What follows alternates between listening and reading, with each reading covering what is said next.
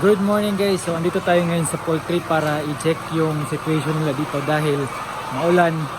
And then aside sa maulan ay brownout pa talaga.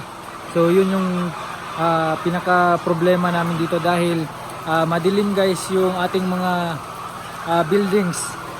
So kapag madilim yung ating buildings ay hindi nakakakain yung ating mga manok ng maayos. Pumunta ako dito para ma-check ko yung kondisyon ng ating mga manok dahil meron tayong naka-undergo ng supplements and then yung iba ay plain water. So last day of trial ng supplements ngayon yung isang batch natin. Tapos ipi-plain water ngayon sila lahat and then titingnan natin kung may mga changes ba sa production. So we expect guys na mababa yung ma-harvest nating itlog ngayon dahil nga sa tag-ulan. At the same time, brownout pa talaga. Mahina uminom ng tubig at saka medyo mahina kumain yung mga manok kapag mga ganitong panahon. Pero sana ay wag naman mag-drop ng masyado mababa to the point na lugi tayo ngayon. So check natin yung taas natin na building and then check natin yung mga bago nating nag-undergo ng supplementation na mga batches. So puntahan natin yung elevated natin na building para matingnan yung ating mga manok.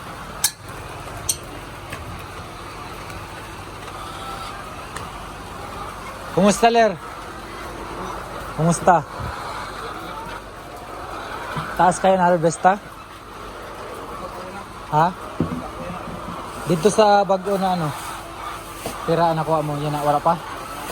Tubong pa lang? Di kaya on sa generator ang ano? Intra ilaw?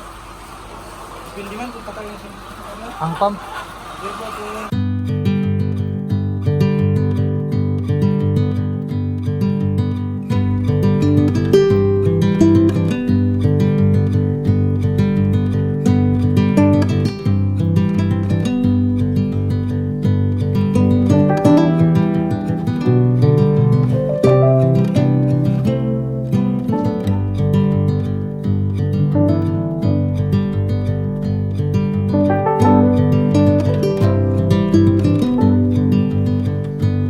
So guys, pagdating natin dito sa poultry ay nakita natin na naka-off lahat ng ilaw sa lahat ng poultry buildings. And then tiningnan natin kung ano yung dahilan bakit naka-off yung ilaw.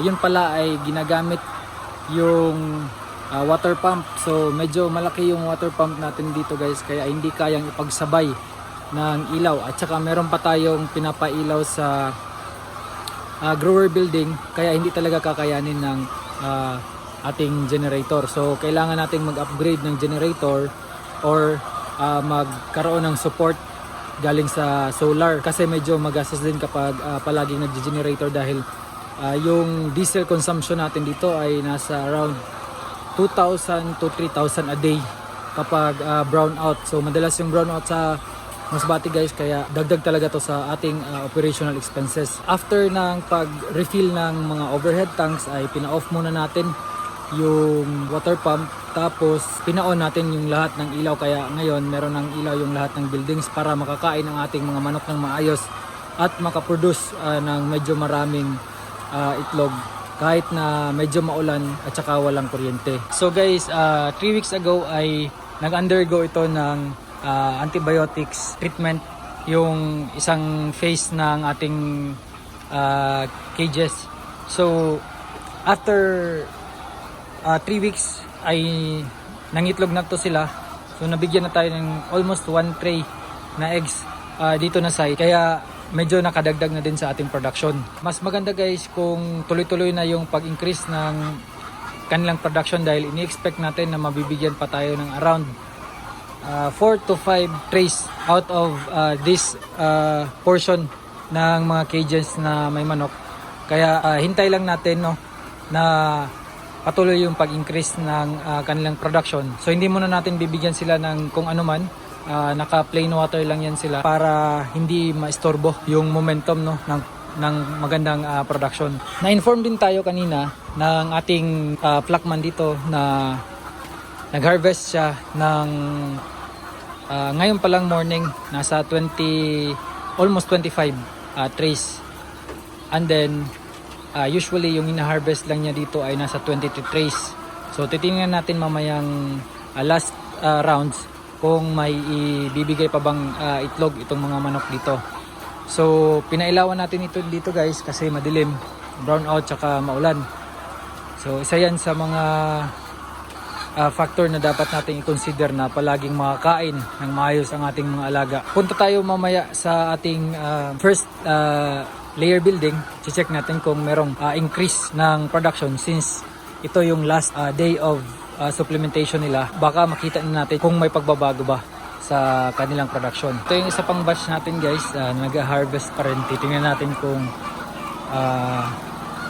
maganda ba yung production niya today dahil maulan at saka madilim. Naka-harvest ka dito sa Luyo? Naman, pira. Dito? Oo. Apa? Papa. Yan na naman taas o baba? Yan na. Mas taas?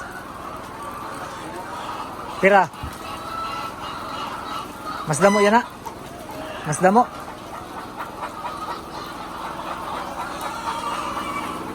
So mas marami daw ngayon. Tingnan natin kung sa last hour ay marami ba talaga. Kasi minsan marami sa morning and then pag final rounds ay medyo konti na lang. So yan. And then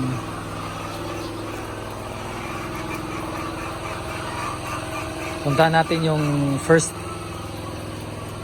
building. Kumustahin natin. Yan, naka-undergo pa sila ng Vitamin Pro ngayon. Naka-Vitamin Pro. So, iba na yung kulay. Ibig sabihin nito ay dinagdagan na to ng tubig. Kaya medyo lighter na yung color. So, ito dito, I think lighter na din. I think nagdagdag na to ng tubig. So last day of supplementation. Oh, ang ganda oh. Parang lahat ng egg catcher may itlog. So hopefully maganda yung production natin dito ngayon. Puting-puti lahat. Wala na tray?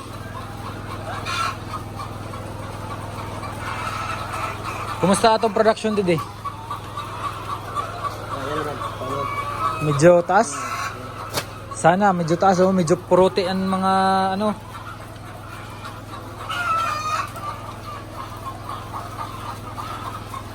Purote ang mga egg catcher.